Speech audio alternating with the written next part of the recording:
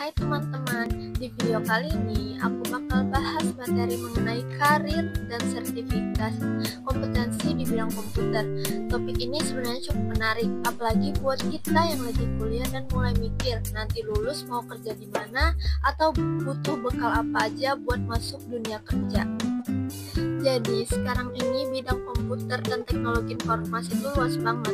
Banyak banget pilihan karir di dalamnya. Misalnya ada jadi programmer, ada yang juga ngurusin jaringan, data, bahkan keamanan sistem. Tapi pastinya setiap orang punya minat dan jalurnya masing-masing.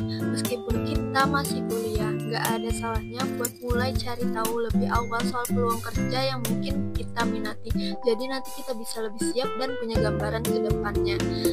Nah, selain skill atau kemampuan teknis, ternyata di dunia kerja juga kadang dibutuhin yang namanya sertifikat kompetensi. Sertifikat ini semacam bukti kalau kita punya keahlian tertentu dan udah teruji lewat lembaga resmi.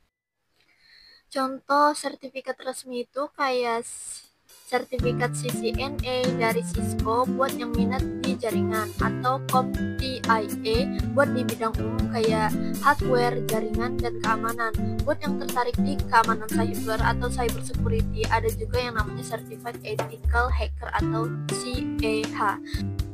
Ada juga sertifikat lokal yang bisa didapetin lewat BNSP. Biasanya sertifikasi ini bisa jadi nilai tambah waktu kita daftar kerja atau magang. Akan tetapi, walaupun sertifikat itu penting, menurutku bukan berarti kita harus buru-buru ambil semuanya. Yang penting sih kita tahu dulu bidang mana yang kita minati dan pelan-pelan aja sambil belajar. Sertifikat itu bisa jadi pelengkap, bukan satu-satunya penentu untuk kita di dunia kerja nanti.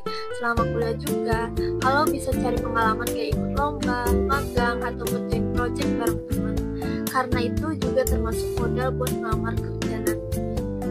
Jadi pada intinya karir di bidang komputer itu luas banget dan peluangnya banyak, tapi kita juga harus tahu arah yang kita tuju dan mulai dari mana kita mempersiapkan itu semua, walaupun pelan-pelan mulai sekarang.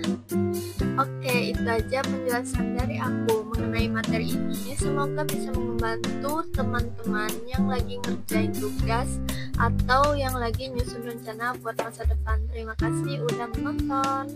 Bye-bye.